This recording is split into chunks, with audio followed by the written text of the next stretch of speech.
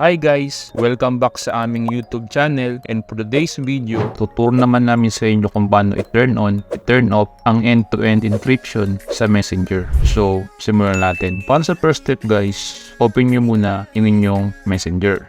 So, ano nga ba guys yung end-to-end encryption? So, explain ko muna sa inyo. So, for example, meron kayong dalawang device. Device 1 and device number 2. So, for example guys, sa device 1, nag-turn on kayo ng end-to-end encryption and then nag-set up kayo ng code. Kapag nag-start kayo guys ng encrypted conversation o secret conversation, makikita nyo guys sa device 1 yung inyong chat history. Pero kapag nilagin mo yung account mo sa device number 2 and hindi mo nilagay yung pin sinet mo sa messenger mo sa device na yun, hindi mo makikita yung chat history nyo sa encrypted conversation. So ganun lang kasimple guys yung end-to-end encryption ni Messenger. Okay, so start na tayo guys. Bali, yung unang nagturo sa inyo is kung paano i-turn on yung end-to-end encryption. So, madali lang yun guys. Gawin nyo lang, tap nyo lang yung menu button na nasa right top corner. And then, tap nyo guys yung settings na icon. Then, scroll down nyo and then tap nyo tong privacy and safety.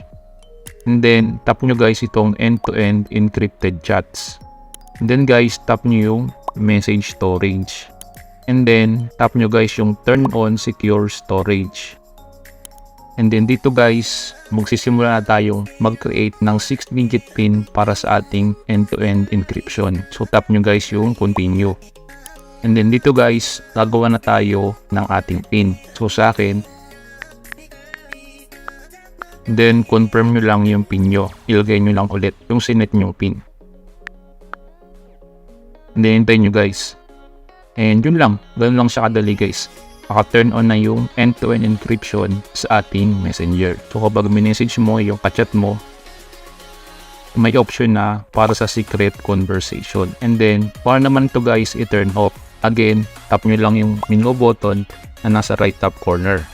And then, tap nyo ulit guys yung settings na icon. And then, scroll down, hanapin nyo guys ulit yung privacy and safety. And then, tap nyo ulit yung end-to-end encrypted chats. And then, tap nyo ulit guys yung message storage. And then, tap nyo yung turn off secure storage. And then, tap nyo guys yung continue.